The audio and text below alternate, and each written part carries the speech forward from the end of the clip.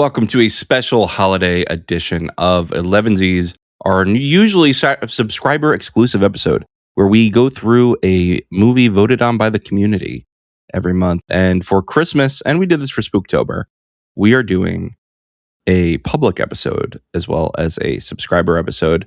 With me today, he's holly and jolly. It's David. Just don't say butthole. Borderline. It's borderline. It's borderline. It's not medical. No. And she's not on the naughty list, thankfully, because Santa's going to have to whoop her ass if so. It's Alicia. Glad to keep my head whole. Or no, That's right. And no holes in your head. Yeah, exactly. Sorry, spoilers. I don't know if it's really possible to spoil this movie. It's not really a plot-driven movie. So I'm just going to say spoilers for the whole podcast. Like, it's not, there's no twist in this movie that's going to like ruin it if you know it. At the end is a little, anyway. Is it? I don't know. I guess there's a little bit of it, but I thought it was a fairly obvious twist too. As long as you believe, everything will be okay in the end. Everything's a twist. Just gotta believe in Santa. If you just believe in twists. I'm pretty sure David and I are going to physically fight over this movie today. So I will. You know what? I was saving it. It's good content for the pod because the Christmas magic. It worked on me a little bit. Well, this is the pod, so you don't have to save it anymore. Is the Christmas magic a comparison with Die Hard? Yes, that helped. Somehow that helped. Yeah, clearly this movie, I've heard of it before. Violent Night, by the way, we're talking about 2022. Yeah, we might as well mention the title of the movie. Yeah, really, it's quite the outline I made here. It's a cross between Die Hard, Home Alone, and John Wick. I've heard it as described as. And I feel like that's a fair assessment. I feel like that's a and pretty the Santa good Claus, slew. and the Santa Claus, yeah. And like maybe Norse mythology. Who knows? We don't know what's going on there. But this is our public episode. This was voted on by the fans, and the fans also voted for Die Hard versus Die Hard 2 as our subscriber episode. David, you want to take us through the voting results since you're our pollster resident? A resident pollster, I guess. Don't ask me to predict anything else. How's Iowa going to turn out in 2028? I just run the polls. I don't predict them. Looks like we had a total of 38 votes, which is a high watermark. That is a high engagement level. Violent Night got 19 votes, so 50% of the votes. A Christmas Story got 8, and Krampus got 6, and the Santa Claus got 5. So I guess is that 8 plus 6 plus 5, 19? Yeah, so exactly half of the voters did not want Violent Nights. Did not want Violent Night. There was like some grumbling because of the Die Hard as a Christmas thing. And you know what? I kind of was like, oh yeah, Die Hard Christmas, that whole, beating chest and hair on fire, silliness about Die Hard is a Christmas movie or not. And I'm like, yeah, it is kind of over, isn't it? Like, we can just put that one aside. It's not a thing anymore. But the people have spoken, a plurality at least of the people have spoken. Sure. So we are doing an action-packed Christmas this year. That's right. And then we might recycle these for future years, right? These aren't necessarily going to go away. These other the ones that didn't win. Yeah. Yes. I think this is going to be an ongoing list. We're going to have a lot of fun going forward. I like it. So if you want to do an action ahead of us. If you want to do an action one next year, I still haven't seen that red one that people talk about on Netflix. Just saying. Which one? Was it red one? The one with Dwayne "The Rock" Johnson, I think. Do not know. I do not. Yeah, I've never heard of this. Red one. It was a brand new one. I think last year that was really popular. Huh. Well, it shows you how much I'm paying attention. It definitely looks like an action-packed thing. Just from the poster art. Okay. Right. Got it. Well, yeah, maybe it'll get included. So this movie, Violent Night, of course, starring David Harbour in 2022, was like a pretty big hit, actually. Yeah. This had a budget of 20 million and made 76.6 million at the box office. Ooh, wow. It has very good critic scores and very good.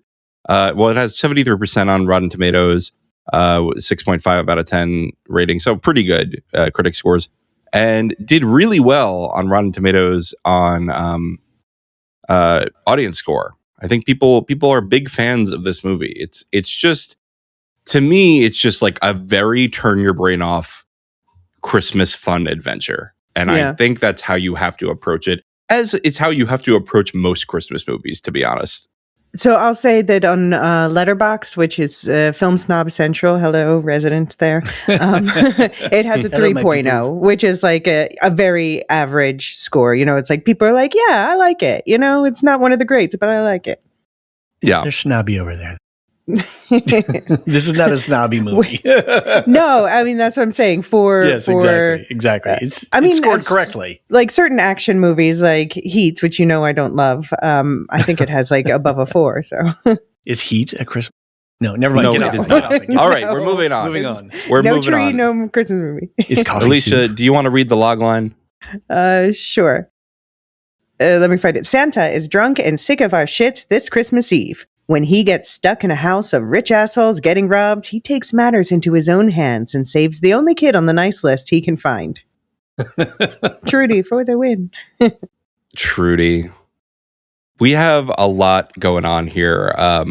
Alicia, you know what? No, I'm really eager to hear David's hot takes right now, because David sent me an incendiary message about this movie like a month ago. I even went on Letterboxd and posted my raw. Yeah, I read your review. and now he's trying to open the door back to the nice list. So Trudy and Santa, their little relationship worked on me. Actually, it didn't. That's on my naughty list. What is on my nice list, though, is I watched it that first time, and it was not enough John Wick and too much Christmas magic for me. And yeah, like this movie can't have enough violence in it. It's extremely violent. And then as we were approaching this recording, I was like, okay. So I read a little bit more of the production history for it, how it got made and that kind of stuff. And I was like, oh, okay. And then I finished my watch of Die Hard, the first Die Hard movie.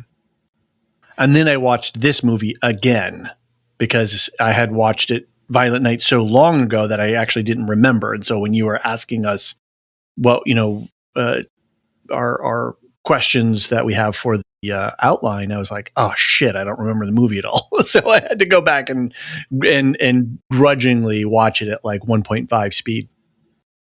And then I slowed it down and actually I kind of enjoyed it the second time. Mm-hmm. It was like, I got it. I understand, I got the vibe. And the thing that really changed it for me is that it is a parallel to Die Hard. It is that Die Hard is the framework for it. And so when I knew that and I could see all of the things that they kind of mimicked and played, obviously they threw in some Home Alone in there and stuff. So I got it in a better way. And then I could just relax and, had my jammies on and ate some cereal in bed and had a good time with it. So there's still some things that bother me, but all in all, it's well put together as a film. The plot, the action, there's a lot of great action. There's a lot of stuff that really makes you cringe. And you're like, no, like there are images in my head that I'm not going to get out for a while. The Home Alone, like actually ramping up the Home Alone violence was kind of good. So I get it, and I should go back onto Letterboxd and delete my mean words so that Santa doesn't give me a lump of coal up my ass. You can do a re-review and say, you know what, second viewing, I feel differently. That's what I. All right, I'm opening up my magic scroll here, and it says David's on the nice list now. Okay, good. Hold on, I have it here. You're on my nice list. Oh, did you pull some? Cool. Yeah, so we've got a lot going on here. David, I was thinking about the way to approach this movie, and honestly, the way I watch Christmas movies, I realize is very similar to the way I watch Doctor Who. which is use any amount of hand waving that you need to get me to a wholesome, fun story. And because Doctor Who also, you have to really stomach a lot of very, very sloppy writing. Mm-hmm. and it's the same thing here, right? But you can still enjoy that. It's just not the same way I want to watch Game of Thrones or Rings of Power or Wheel of Time or anything like that. Right. And so I really did enjoy it. Like, I was delighted by this movie. I actually walked into it after you told me it was terrible. I was like, oh no, this might be bad. And especially because I have a chip on my shoulder about David Harbour right now. So I was ready to go in and hate on him. But he was incredible in this role. I thought he really embodied Santa. He was really good. This whole thing. I guess I'm going into my hot takes, but just I thought he really did an amazing job getting a good balance between wholesome and warrior, which is such a hard thing to do, right? You're going to have Santa go murder a bunch of people. How do you get everyone to still be like, oh, but it's Santa with the kid?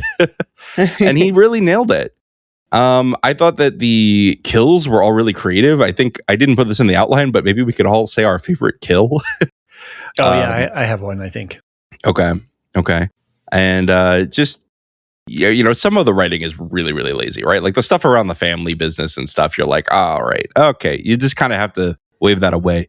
But that's really just a vehicle to get to cool action scenes, right? Basically. And that's kind of why I forgive it. It's just a vehicle for the actual main event, which is David Harbour being both, you know, naughty and nice.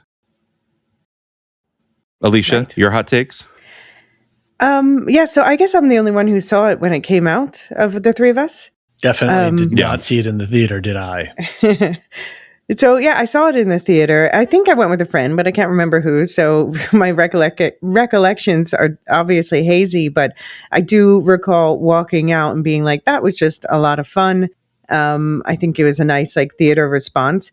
And so I gave it 4 stars after that. And I was also like, I went in knowing the whole tag, like Die Hard with But Santa.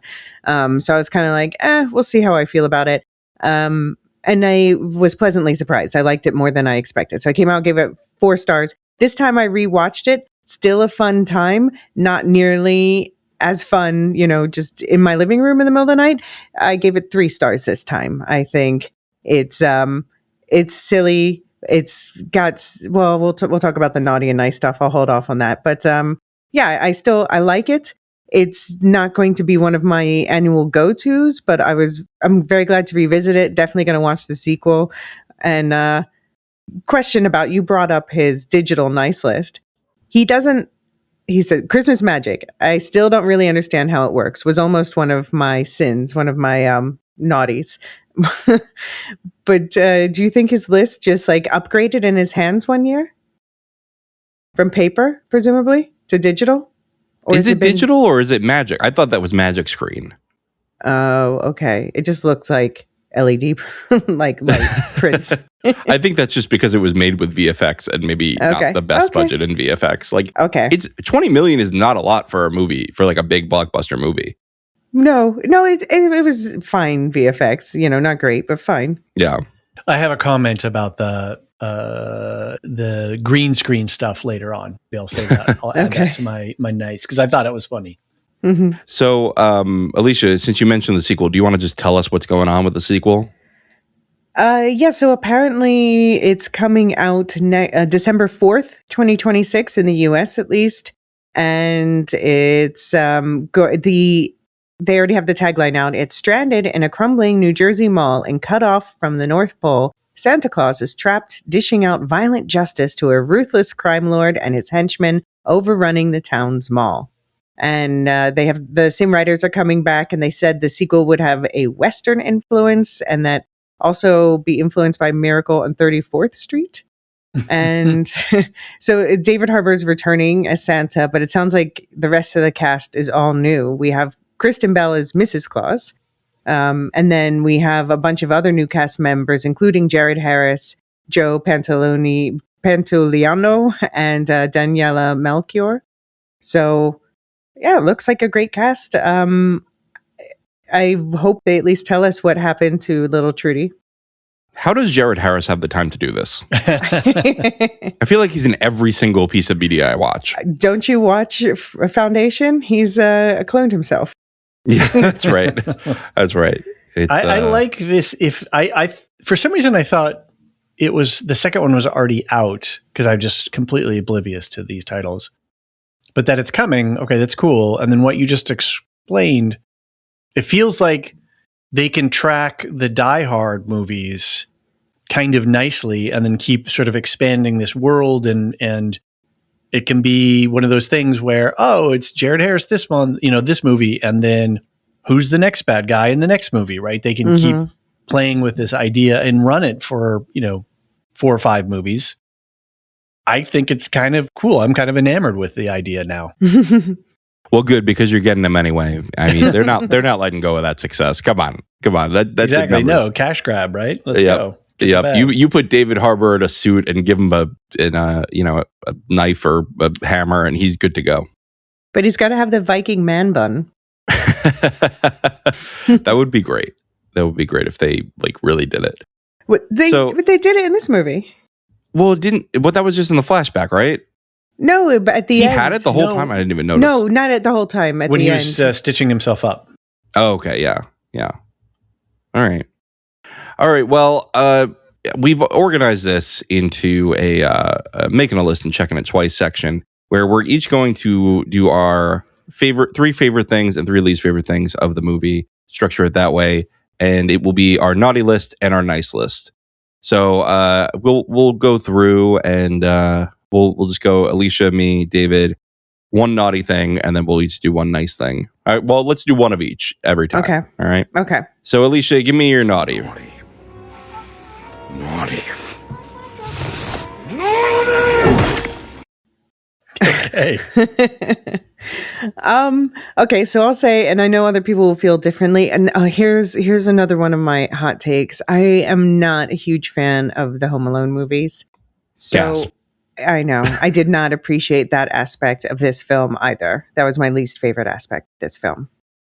So that's a naughty. And nice, I guess I already hinted at it. Viking Santa. I loved, I forgot about that actually until I rewatched, until he had off his shirt and he had the tats and stuff. I was like, that's right. He's Viking Santa. He's got the skull crusher hammer. He's got the hair. Yeah. I hope we get more of his backstory. I totally thought of you when that reveal happened.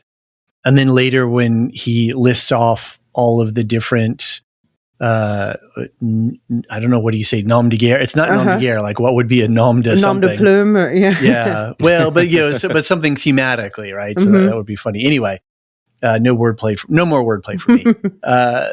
But when he was listing off all the different names of, the Christmas spirit thing around the world, I was like, oh, I wonder how Alicia is like this or not. But there's one important thing about that is that he did not mention Sinterklaas, which is actually where the American Santa gets its name.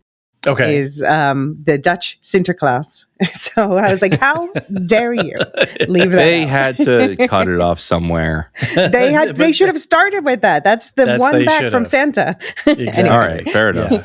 It is that is more lore accurate, I think. But That's yeah, right. I did think that was cool, and I thought that it was a fun twist and a fun take and a cool direction to go. So that you've got some depth to the character now, rather than what, how did he get here? What is his origin story?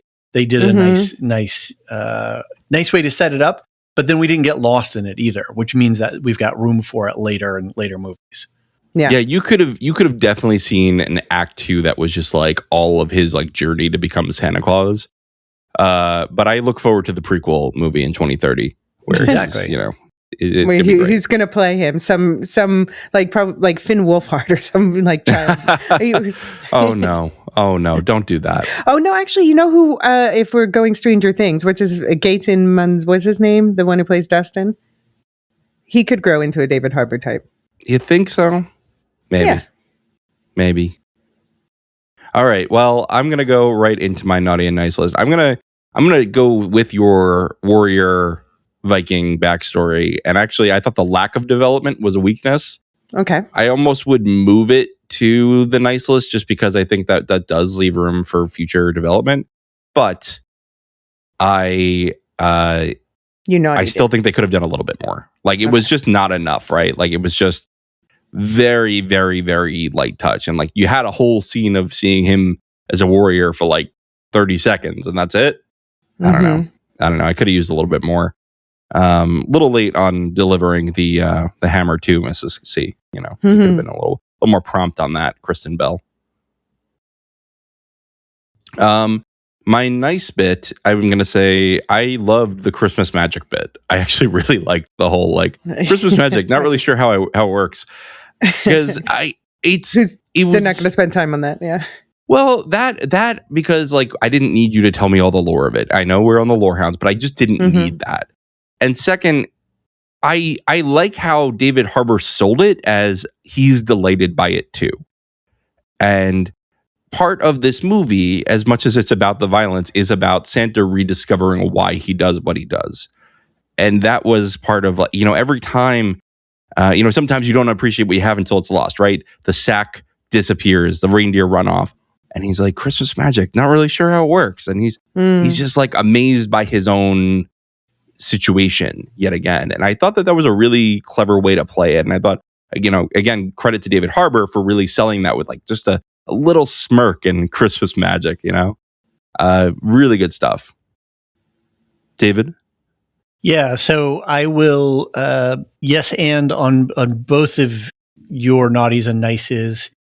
And I'll say that the whole setup of the Santa thing, which we've been talking about. And then my naughty is that it was 20 minutes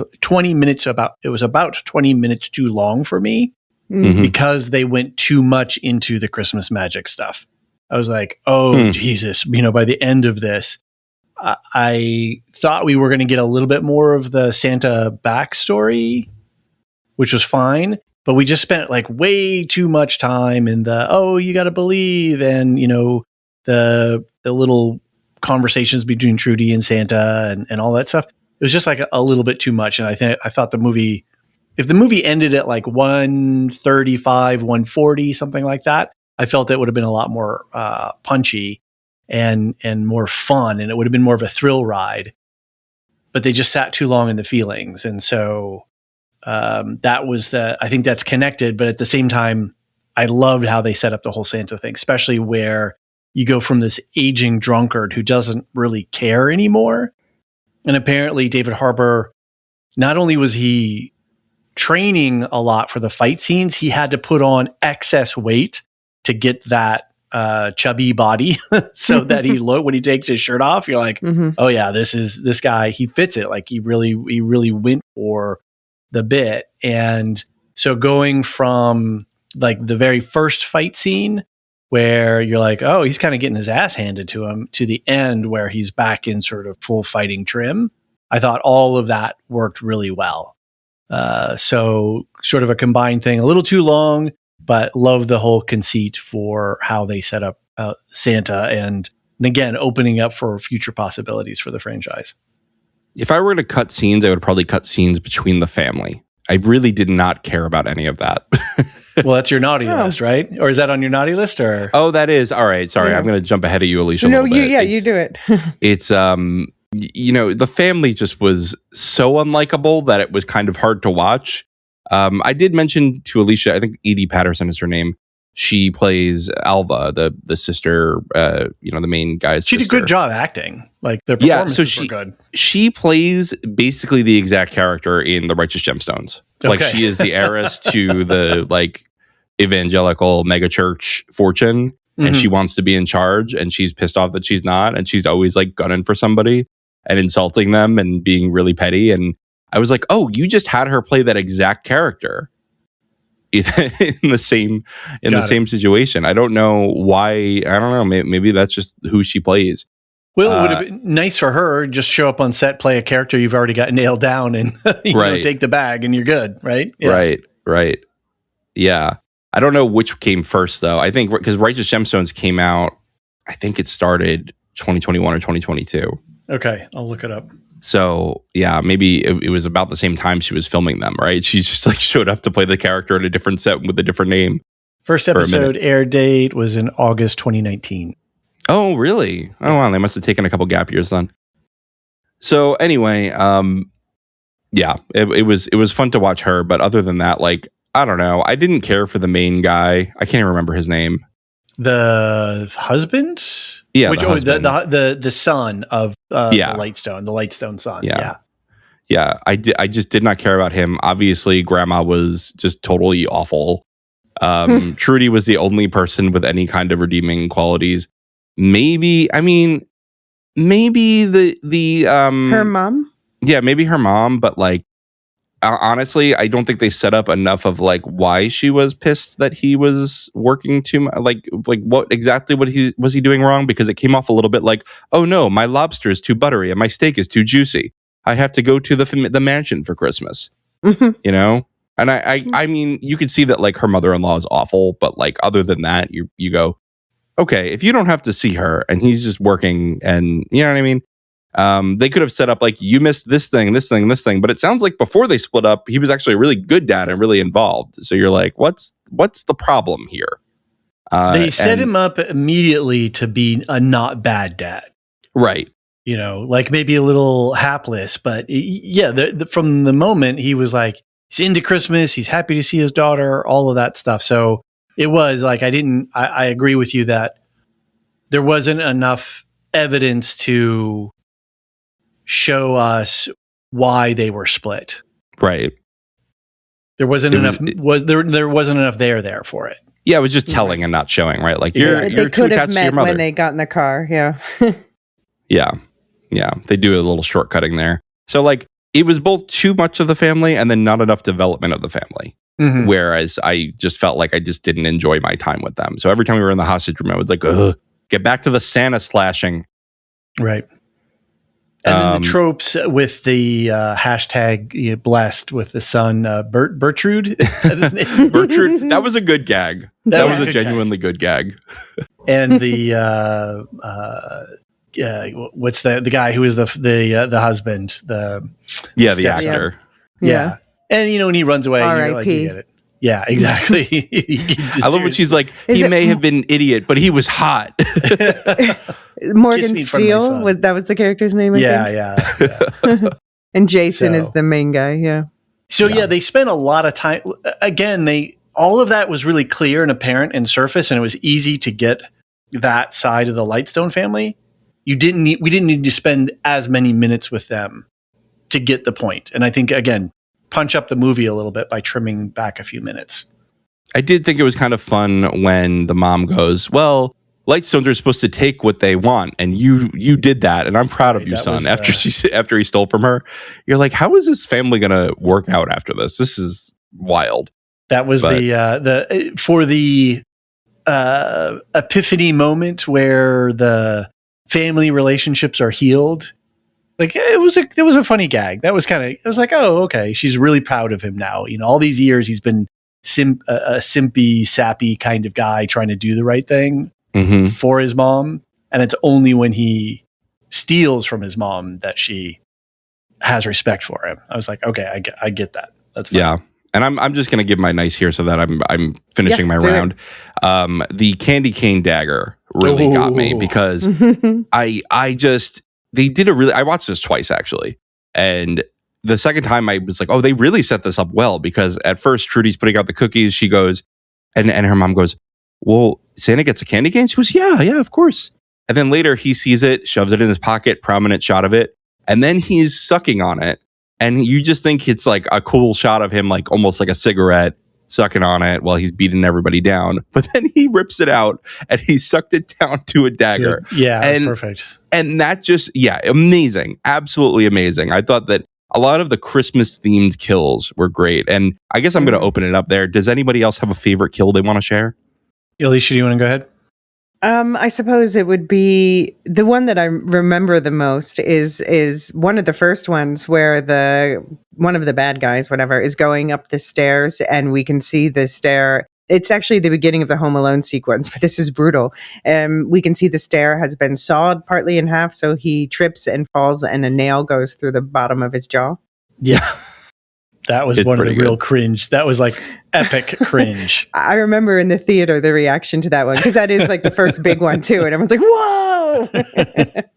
I don't know. Somebody gets impaled before that, so I don't know if it's the first big one. Well, but yeah, but we're used to seeing like a normal. Okay, no, the impaling is the first death. Yeah, Is the first death of the Sugar Plum crew or whatever. But we're used to seeing that kind of death, falling out of a building onto like a big post. That happens all the time. The nail thing was new. Right, but that was the Home Alone, which was later, and then the guy that getting thrown out of the window and landing on the icicle spike was the first death. Right, that's what I'm saying. Yeah, yeah, yeah. David, any favorite kill? I liked it. It was really the finishing touch of the kill, and I think it was where was his name? I think it was Frosty when his hair catches on fire. He's the guy that got the star in the eye. And when he plugs in the switch and electrocutes him, like that was the funny bit. And then it catches his hair on fire. I really enjoyed that. That was a good twist. Yeah, that was good. And honestly, they do a good job of like having a lot of themed kisses, right? Like stuff your stocking with the grenade, and then he goes, "I gotta watch it." All that, like sucking the other guy up the chimney. Like, come on, that was good. Yeah, that was a good one. There's so many good kills in this, and they foreshadowed the chimney, so you're like, "Hey, what is it going to fall on them or something?" And then no, he does the nose thing and he goes up. It was good. I thought he was going to go through the chimney and then dive onto him, and like swing the hammer at him from above, take an aerial shot. The bowling balls that was hard. That was hard to watch. Like from a cringe standpoint, when the bowling balls were bouncing at them, that was also tough to process. Yeah, Alicia, I stole your spotlight. So what's your naughty and nice? Well, you might have noticed I was kind of quiet when you guys were hating on the family aspect of it, because that's on my nice list. Yeah, for me, I don't know. I accepted they were caricatures, and and knowing that I was perfectly happy with the character. I thought that they were good caricatures. You know, they were fun caricatures. They were distinct from each other, and I still thought, even despite all of the bickering, and I do agree that at times like the bickering was, come on, almost too unlikable. But then it came together in the end, and it's like, the family that murders together is friends with Santa together. I don't know. Save the world, kill with your family. I don't know. Sorry, no, don't take that out of context. Do not clip that, officer. No, I agree with you. Like that was a nice part. It's just like, again, like Jason, and what was his wife or estranged wife's name? Oh gosh, I just had it open. Is it Alva?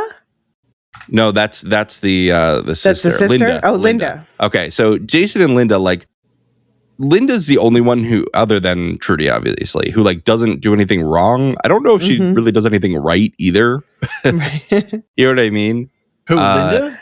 I liked her bit Linda where shoots. she started shooting. Yeah, that's true. Yeah, She does start to shoot. Mm-hmm. She does start to shoot. Jason just straight up sucks. He's just like kind of an idiot.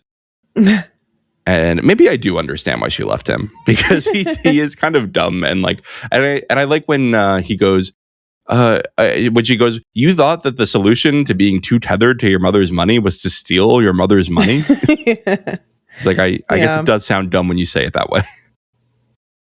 Anyway, sorry, Alicia, go on. Yeah. So, the other hand of like me saying that the family were interesting. They're interesting caricatures. They're fun caricatures for me. The baddies I just found them very like superficial and over the top and interchangeable. And the baddies really did not do it for me, especially on a rewatch. Really? Yeah. They were flat for you. Okay. Yeah. Got it. Like I can't, I think the first time I watched, I was a bit interested in the girl with the punky hair, but then once you find out like, oh no, she just sucks and then gets her head bashed in, like, okay, well, whatever. And you can't even count on her to smash a guy's balls. I mean, come on. Yeah. But what about the Krampus bad guy? The psycho? He was the most interesting, I guess. What's he? I don't know. I don't really remember much about him. He That was the guy with them, with the hostages the whole time. Yeah. Where Oh, they he was beat the him one to who death. made them like, I felt like he open was the in presents. Yeah, I felt like he was like an exposition machine, and he did that well. Like that was, but I was more interested whenever it went to him. I was like, oh, I'm interested again because the family's back in it. Got it. Right. Yeah. Because he was always with the family during that stuff. I did like the setup of when Bertrude, Linda, and what's the daughter's name again? Alva. We're like, no, shoot him first. No, shoot him first. No, shoot them for her first. That was kind of a funny little bit. But then I didn't understand why he was just like, whatever you say, derp, derp, derp. So Right. And why didn't he just shoot one of them? Like he was. So he did not have charge of that room at all, as much as he wanted to think he did. Yeah. Right. Yeah, definitely. David? Yes, sir. I think on my naughty list are. I don't know if I should go with the American bar that's supposed to be in England, I think, or was that in Connecticut? I don't know. That didn't work for me at all. But the real thing, I might get in trouble for this. I don't know. The hammer thing, like when he gets the hammer and he's sexing it up and swinging it around. I was like, oh, okay, come on, just get to it.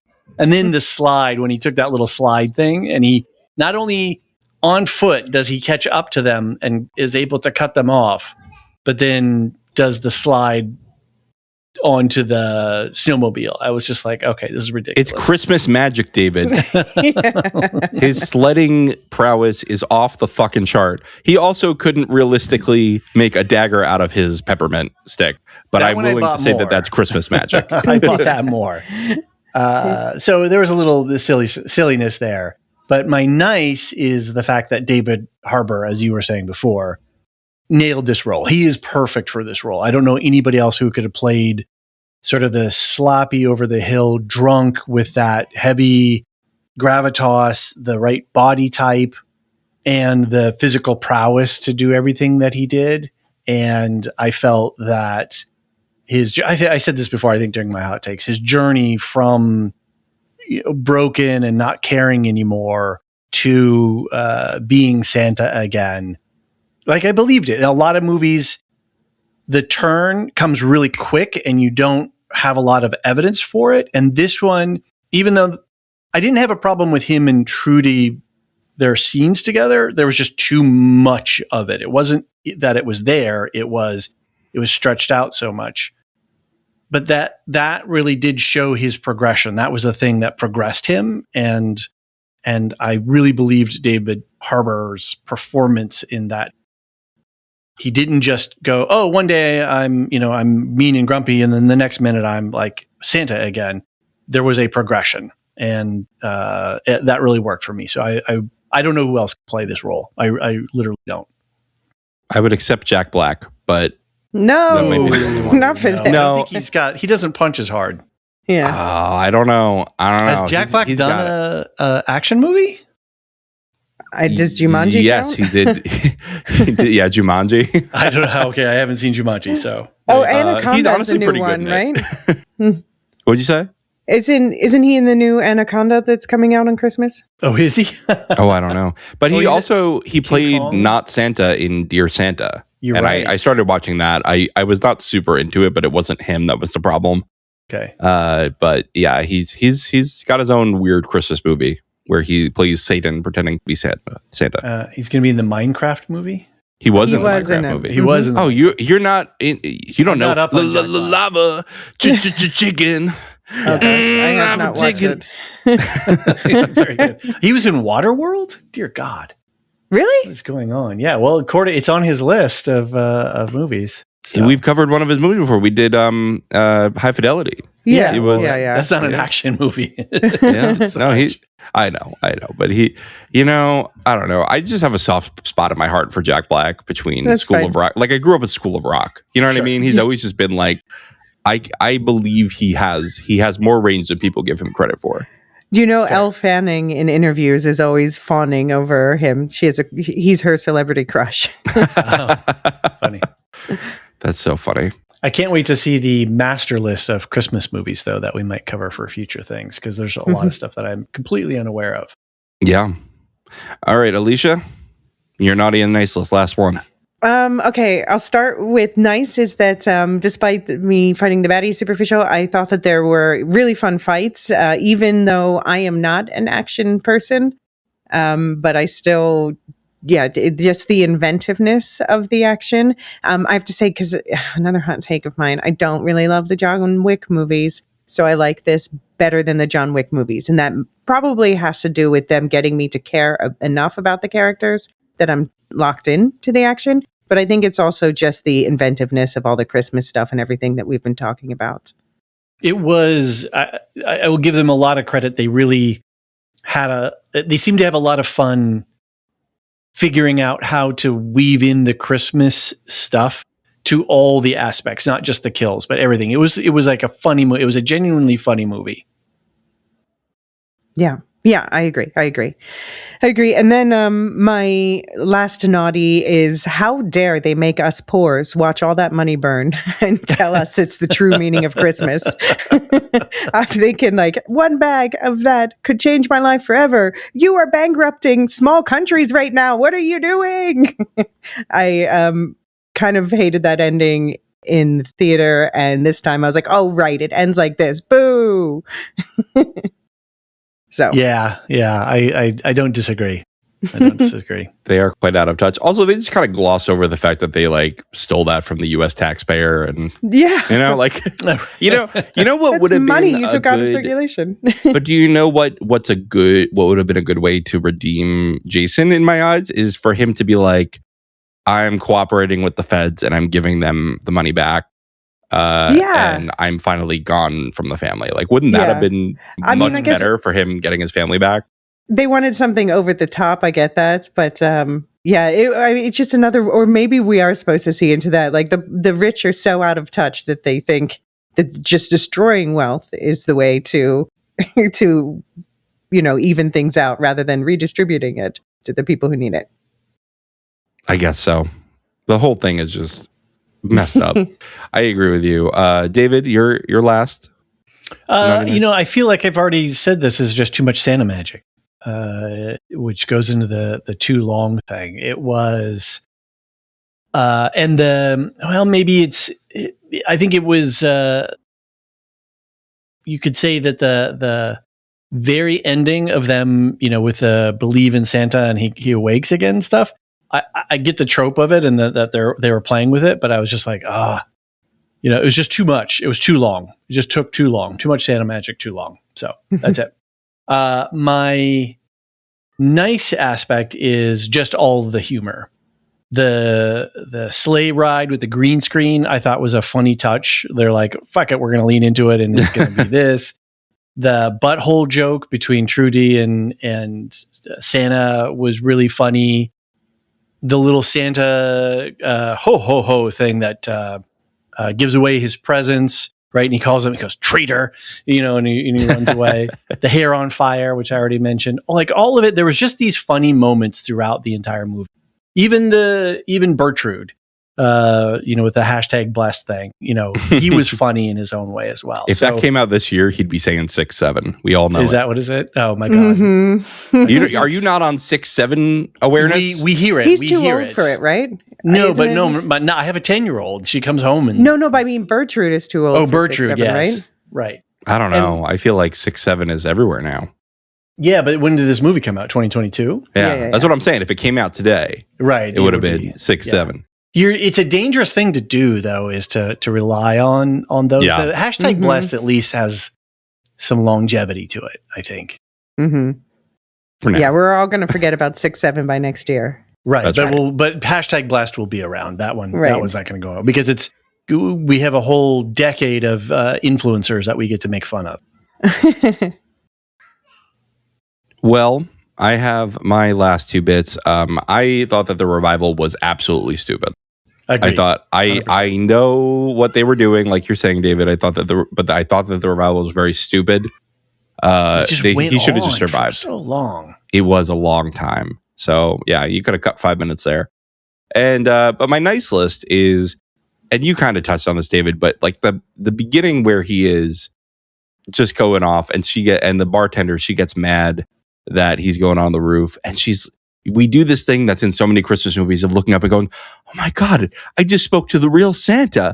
And then as she's coming to this realization, open mouthed receives puke all on her head. It was terrible. Was that supposed to be in England? I think it was supposed to be in England. It was not in English. Bad English accents. That's on my naughty list, 100%. I'm smuggling in a naughty. I didn't know it was supposed to be in England. Yeah, I think when they flew off in the night sky, it was like, oh. But the other Santa down at the end in the bar, he was talking, speaking with an English accent. Oh, and she had an English accent, which was horrible. So, well, you know what? The English accent is a fake accent that they made up to sound better than the pores. So Are you just trying to get downloads for the podcast, John? I just don't respect it. I don't respect the English accent, and I want that on record. Which one? Yeah, that's a good question. I don't respect the posh English accent. Oh, okay. Right. All right. Enough. Now that I've lit England on fire, I know all of England is now listening to this podcast. You've pissed off the people who will politely say that they are displeased with you. Yeah. They are 6% of our listenership. I will have you know, sir. Wasn't there like a piece of media? Was it Good Omens where they were like, if you don't do this, I will be mildly displeased. What was this? Anyway, somebody write in. I had a fun time talking about this movie with you too, and I know we said this was probably going to be a quick podcast because there's not a lot of substance to this movie. Have we done a actual mainline podcast that is under an hour? I don't know what the last one that would have been. I mean, what you're watching don't. You don't. I think all of our murder bots and Doctor Who mostly. Yeah, those were. Fair enough. But I think we did it. Alicia, you're going to have a list for us on the Die Hard episode. Right. It is prepared. It is locked and loaded and ready for January. We're going to put the list out. And then I guess subscribers will be able to vote in. I guess we can do a longer voting. So it's not just over the holidays when people are I'll get back on, I think, I'll be back that first weekend. And so okay. I can get it together then. So yeah, we'll have that list on the Die Hard episode. If you're a subscriber, you're going to get it. And if you're not, you can always get a free trial on Patreon. So, may as well. There you go. It's the holidays. Or check out the Discord and maybe you'll find Santa left something nice in your stocking. That's right. Yeah. When that is going to close on the 24th. So you got to get over there real quick. Yep. Definitely go on the Discord if you're looking for a possible David Harbour leaving something other than puke under your tree. Leaving Bruce Willis under your tree. All right. See you all, everyone. We don't have any feedback for this. So let's do our quick. Do we have to do an outro for this? I feel like we don't really have to do an outro. No, but we should mention a couple of things going on with the programming. Yeah. Radioactive Ramblers are covering the Fallout season. We're going to have episode to episode coverage. Did it binge drop or is it a weekly? It's a weekly, isn't it? It's not weekly. It's like it's in batches, I think. Oh. Okay. Well, they're going to be covering it, and we've got channels set up in the Discord, so definitely check them out. Oh no, it is weekly after the first 3 episodes. Or after the first 2. Oh, it's the typical Amazon thing where they do the 3 episodes. Oh no, I'm sorry. They are actually doing actual weekly. I am wrong. Okay. Yeah, this is weird. That's what I thought. We all take all of this back. Sorry. I think they're wising up a little bit. They could own a little bit more of the market space. And we're finishing up on Pluribus. Did you guys drop your last Welcome to Derry? We did. Mm-hmm. Okay. It was very exciting. It's getting real timey-wimey, and we had to get deep into Stephen King lore to try to figure out what was happening. And Mark, thankfully, was there to help us. Very good. And then I tried to explain imaginary time. Okay. And we have our annual top 10, which we've already recorded, but that'll be out on the 25th. And then the Boxing Day episode with all of our friends and co-hosts and affiliate podcasts will be out on the 26th. And then we're going to be covering Night of the Seven Kingdoms as a triarchy. The triarchy returns. Mm-hmm. It's been a long time since the three of us have actually covered a mainline podcast all together. Yeah. True story. Pretty wild. What else? Anything going on in your neck of the woods? I'll just shout out, since it's Christmas time, I'll shout out, check out the Wool Shift Dust feed for our annual coverage, our annual overly extensive coverage of the many, many adaptations of A Christmas Carol. So we covered a bunch more just before, the night before we're recording this. Luke and I recorded our Twists episode, and we talk about some really wild movies. So especially Ebenezer and Christmas Karma are just, wow, really special adaptations. Cool. Anything else on the network that we should be paying attention to? You'll just see a lot of, Second Breakfast as always, Silmarillion Stories coming back next year. We got a lot coming on. I'm going to be talking to, I'll wait to talk about that. Oh, and Talamasca is coming out. Talamasca is coming up. Okay. Or should be out before this. Yep. Cool. All right. Want to do quick thank yous? I'll do server boosters. Someone else jump in to do the Lore Masters. Aaron K, Triller the Thriller, Doof71, Athena A, Lestu, Nancy M, Ghost of Partition, Radioactive Richard, and Adrian. Thank you for boosting our Discord server and making sure we have all these perks. I'm all about the perks. Lore Masters, Samartian, Michael G, Michelle E, SC, Peter OH, Nancy M, Duve71, Brian 8063, Frederick H, Sarah L, Gareth C, Andra B, Kwang Yu, Nathan T, Sub-Zero, Aaron K, Dally V, Mothership 61, Gnarls, Kathy W, Lestu, Jeffrey B, Elisa U, Ben B, Scott F, Stephen N, Julia F, Coley S, Ilmariel, Paul K, Rocky Zim, Jessica A, Red Zippy, the TCS, Dopamini, Catch It, Eleanor, and forever last but never least, Adrian. These are our top tier subscribers who, without their kindness and generosity, we would be hard pressed to make all of these podcasts. So thank you all, one and all, for all your support and for a lot of folks, a lot of ongoing support. There are people with us that have been here for a long time. So it always amazes me. So thank you all very much. And Dopamini, I'm sorry that I only just now read the stage direction and I've been saying it wrong. So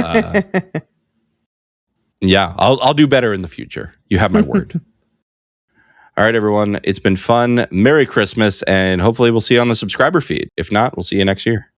Ho, ho, holy shit. The Lorehounds podcast is produced and published by the Lorehounds. You can send questions and comments to lorehounds@thelorehounds.com. Get ad-free access to all Lorehounds podcasts on Patreon or Supercast, and connect with us on Blue Sky and join us on our Discord server. Links for everything are in the link tree in the show notes of this episode. Any opinions stated are ours personally and do not reflect the opinion of or belong to any employers or other entities. Thanks for listening.